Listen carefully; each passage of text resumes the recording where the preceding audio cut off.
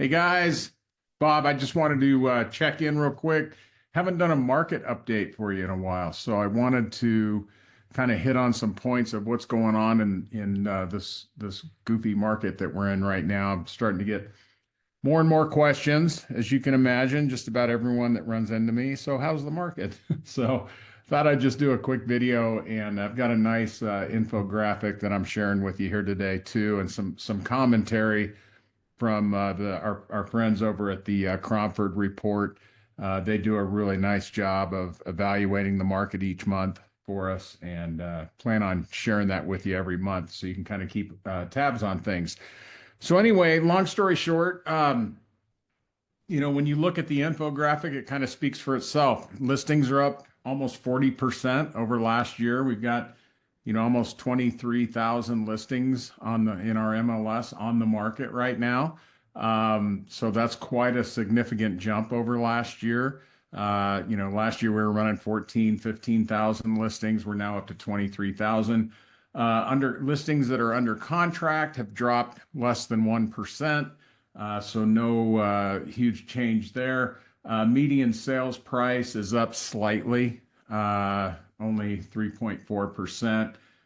Closed sales are down about 5% over a year ago. So the market is definitely not crashing or really doing much of anything. For the last year or so, it's remained relatively flat, and I don't see anything really changing there. But a lot of the numbers are in the infographic I'm sending you. But I just wanted to.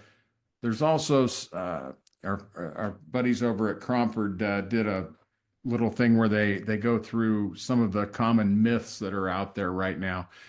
I wanted to just address a few of those just from boots on the ground, what I'm seeing out there showing and listing homes every day.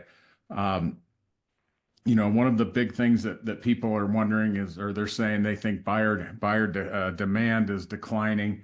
I'm definitely not seeing that. The last two listings I had in two totally different price ranges, one at 550 and one at 1,250,000.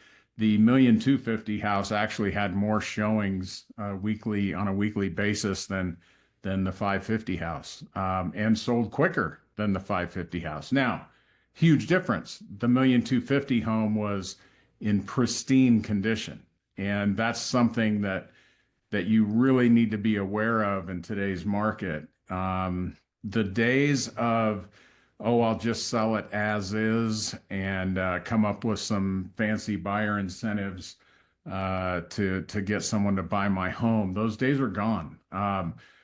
With interest rates being a little higher and people, putting significant down payments down, there's not a lot of room for buyers to go in and make improvements to a home. So you want to at least make sure all the basics are covered. The buyers are really looking hard at big expense items like roofs and AC units and condition of a swimming pool and the equipment and that sort of thing.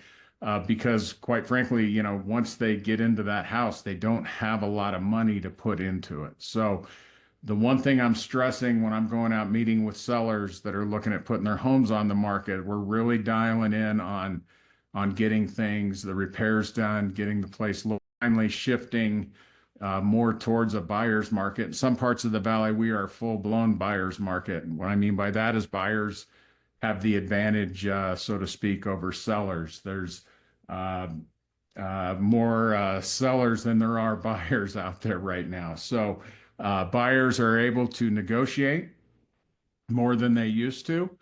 We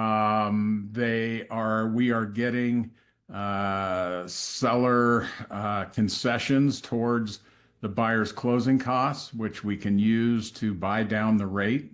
Okay.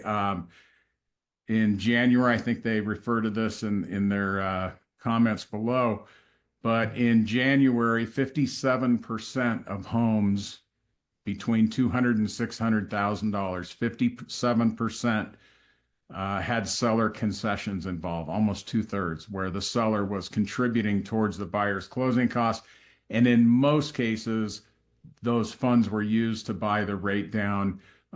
It's not It's not uncommon for us to get the rate at or below 6%. You know, in some cases, we're able to get that thing to start with a 5, which we haven't seen in quite some time.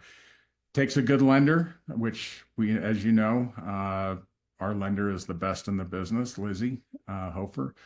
And believe me, they can get very creative with getting that rate down.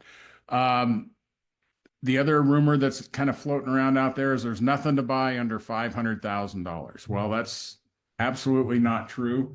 We have right now, I said we have 23,000 homes on the market. Almost 8,000 of those homes are priced at 500,000 or below. Single family. That's single family. So there's quite a few homes under 500,000. The trick is finding one that is in good condition and is worth, you know, what they're asking. So again, that's where I come in. So mortgage rates are too high. That's another big, I don't want to call it a myth, because some people think they are too high. And they are higher than what we're used to. But again, you've got to understand the dynamics of the market. Okay. And sellers are willing to contribute funds towards the buyer's closing costs to get those rates down. So if you or someone you know is like, man, I can't do right now, I just looked at them today, they're 6.8%, which is as good as they've been in the last 3 or 4 months. But if that's still too high, we can do better. We can get that rate down to a payment that makes sense for most people. So keep that in mind. Um, Home prices are about to crash. You know, I've got people saying, oh, I'm just waiting for the market to crash. Well, you're going to be waiting a long time, because right now, it's just not in the cards. We feel like things are getting ready to turn around. We feel like rates probably aren't going to come down a ton in 2025. Most of the stuff that I'm reading you know, I don't think anyone's really predicting rates getting down below 6% in 2025. And some are even predicting that they will not get that low in 2026. So, you know, this is the hand that we've been dealt. And if you're a buyer that needs to get a lower payment, we just need to figure out a different way to make that happen. Okay, which I've already talked about. The other big thing, like I've already hit on already, is, you know, we've got sellers that think that they can just sell as is and do the you know, seller concession thing to get their house sold. Again, the houses that are sitting, I can't stress this enough, the houses that are sitting the longest are the ones that need the most work, because people just flat out, especially in the under, I would say under 750 range, they don't have an extra 20, 30, or $50,000 laying around to redo a kitchen or put a new roof on or put a new AC unit on. We're having, but there again, there's always ways around that. It just comes down to, you know, being creative. And one of the creative things we do is, if you've got a roof that needs to be replaced and you're afraid of putting it on the market because you can't afford to replace your roof or an AC unit, what have you, we'll go out, get a bid from a licensed contractor. And when the buyer does look at your home and says, wait a minute, I can't afford to put a new roof on, we'll just say, hey, well, we just got a quote. You know, it's $10,000 to put a new roof on. We'll just give you a credit at close of escrow and you can do it at that point. So I guess what I'm saying is, where there's a will, there's a way. I've been telling people, amateur hour is over.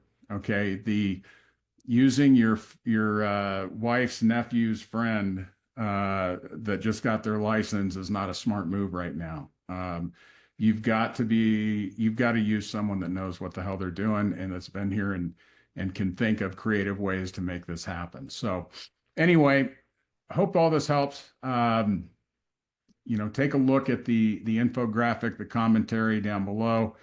And as always, if you ever need anything, you know where to find me. All right. Everyone have a great day. Talk soon.